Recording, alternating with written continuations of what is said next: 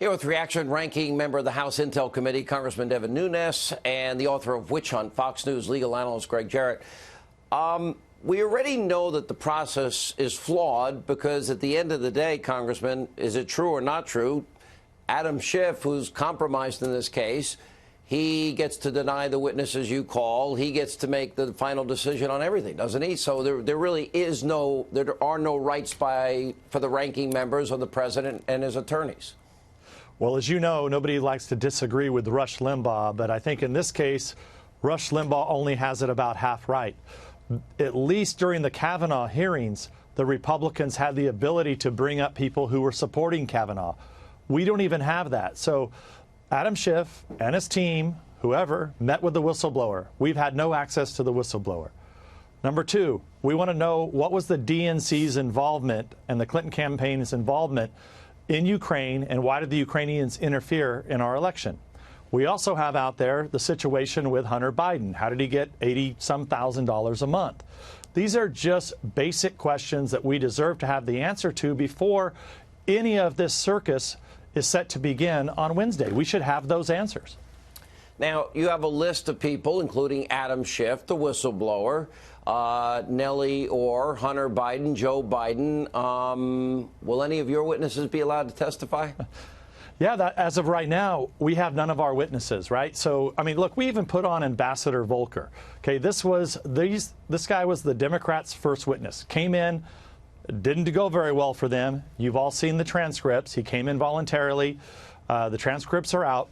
Why on earth would Volker not be there? He was the special envoy to Ukraine. We're having the top people at the State Department who handled Ukraine, and now the acting ambassador that's coming in on Wednesday. Why would you not have Volker on the same panel? Why would you not give the Republicans a witness? So as of right now, we have no witnesses, and we have no knowledge of the foundation of this case and of these accusations. But if, fundamentally, like everything else, and you outline this in both your books, Gregg Jarrett, everything boomerangs back. The only Russian interference we know was the dossier, right? I mean, it's a little ironic. Now, Ukraine election interference, I thought that would matter. That's the Democrats. And the only quid pro quo is Hunter Biden. You get the billion if you fire the guy investigating my son. You don't get the billion otherwise. If this were an equitable process, both sides would be able to call their own witnesses. But Adam Schiff won't allow it. He can only and will only allow witnesses that he likes. It reminds me of the old Henry Ford quote, "Any customer can have a car painted any color as long as it's black." Look at the first two witnesses that will be called on Wednesday, Bill Taylor and George Kent. They admit they have no direct knowledge of a quid pro quo. Instead, they heard it from a guy who heard it from a guy who heard it from an original guy. And in both cases, it's diplomat Gordon Sondland. Sondland admits he has no direct knowledge of a quid pro quo. Instead, he testified he presumed it. So this is opinion built on hearsay, constructed on speculation and conjecture. Now, the Senate, Congressman Nunes, they would have the ability to call all of these witnesses. Lindsey Graham said this is dead on arrival without the whistleblower, and he wants Hunter Biden to testify. Tell us what the Senate can do, and what would you recommend they do?